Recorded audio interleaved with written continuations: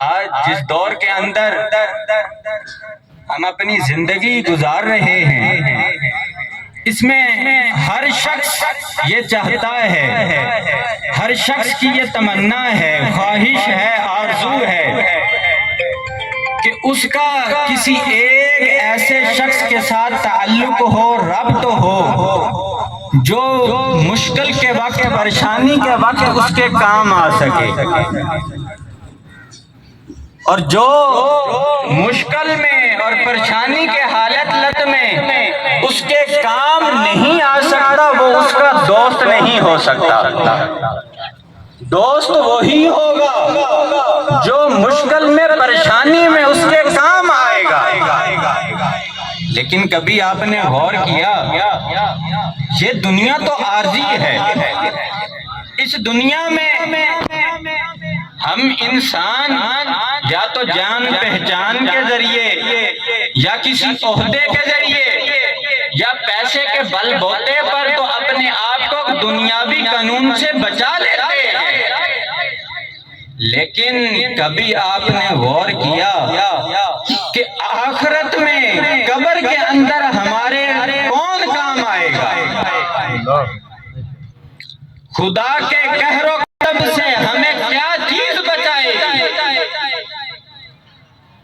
دنیا کے اندر تو ہم ایک دوسرے کے ساتھ یہ دعویٰ کرتے ہیں کہ میں تمہارا دوست ہوں، لیکن اگر ہم ہی ایک دوسرے کے کام نہ آئے مشکل میں، تو وہ دوستی کس کام کی؟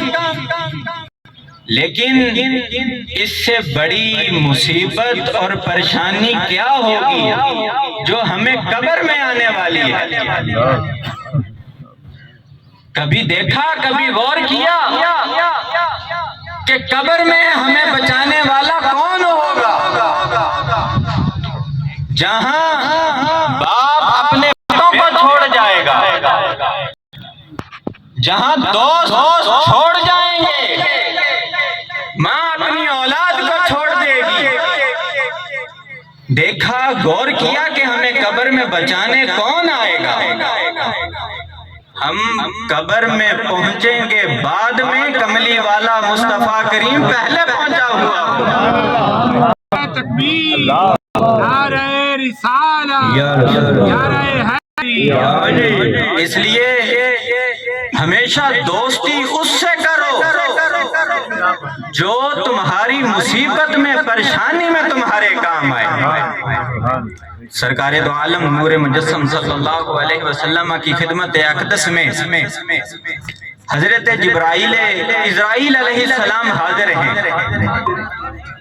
تو حضور علیہ السلام نے اسرائیل علیہ السلام سے پوچھا کہ اے اسرائیل، کیا تمہارے پاس بھی کوئی قاصد ہے جو تمہارے آنے سے پہلے ان کو یہ خبر دے دے تاکہ لوگ تمہارے آنے سے پہلے جو ہیں وہ ڈر جائیں؟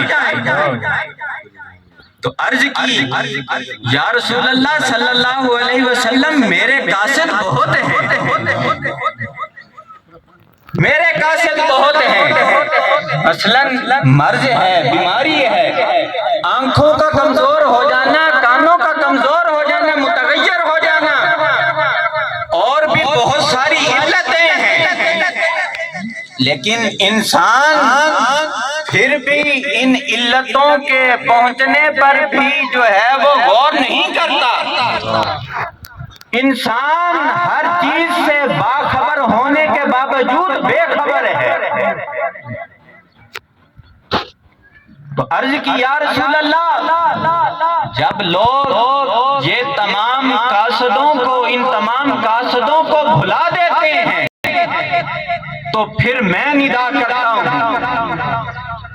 کہ میرے قاصد تمہارے پاس آتے رہے، لیکن تم نے ان کی طرف کوئی توجہ نہ کی، اب میں بذات خود تمہارے پاس آتا ہوں۔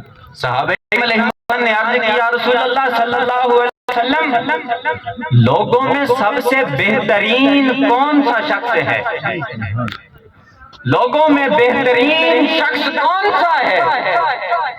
تو حضور علیہ السلام نے ارشاد فرمایا، سے بہترین وہ شخص ہے کہ جس کی عمر طویل ہو اور اس کا عمل نیک ہو۔